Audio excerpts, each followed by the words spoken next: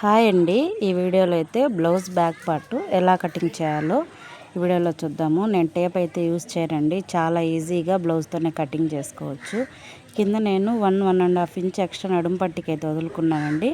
నడుము loose డాట్స్కి 1 inch extra, ఖర్చులకు extra వదులుకున్నానండి. ఇప్పుడు నెక్ విడుతూ ఇలా చేసుకోవాలి. ఇప్పుడు షోల్డరు, దానికి ఖర్చు కూడా వదులుకోవాలి. ఈ విధంగా సంక డౌన్కి ఖర్చుకి పైనకి ఈ విధంగా అయితే మార్కింగ్ అయితే చేసుకోవాలి.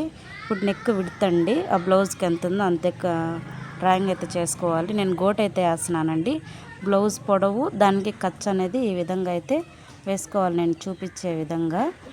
అసలు ఖర్చు మళ్ళీ చెక్ చేసుకోవాలండి. బ్యాక్ పార్ట్ పొడవు అనేది మనకి ఇంపార్టెంట్. మళ్ళీ ఒకసారి చెక్ చేసుకొని ఈ విధంగా ఖర్చుకైతే మనం డ్రాయింగ్ చేసుకోవాలండి. ఇప్పుడు నెక్ విడుతూ పొడవు ఎంత ఉందో డ్రాయింగ్ అయితే చేసుకుంటున్నాను. నేను నెక్ విడుత్ అనేది బ్లౌజ్కి ఎంత ఉందో అంతే పెట్టేస్తానండి. అవే వాళ్ళకి సెట్ అవుతాయి కాబట్టి అంతే పెట్టేస్తాను. ఇప్పుడు సంక డౌన్ కూడా గీసుకుంటున్నాను చూడండి.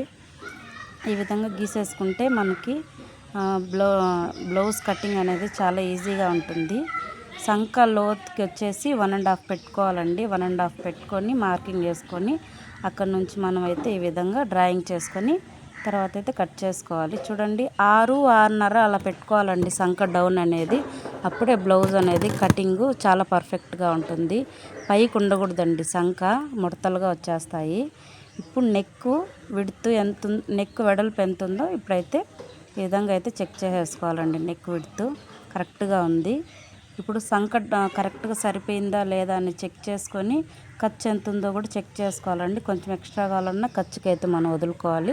ఇప్పుడైతే కటింగ్ అయితే చేసేసుకుందాం. ఈ విధంగా కట్ చేసుకున్నాక నేను కింద వదులుకున్నాను కదా నడుము పట్టికి, అక్కడైతే చట్కా వేసుకుంటున్నాను. నెక్ అయితే ఈ విధంగా కట్ చేసుకోవాలి. అంతేనండి బ్లౌజ్ కటింగ్. చాలా వీడియో నచ్చి లైక్ చేయండి.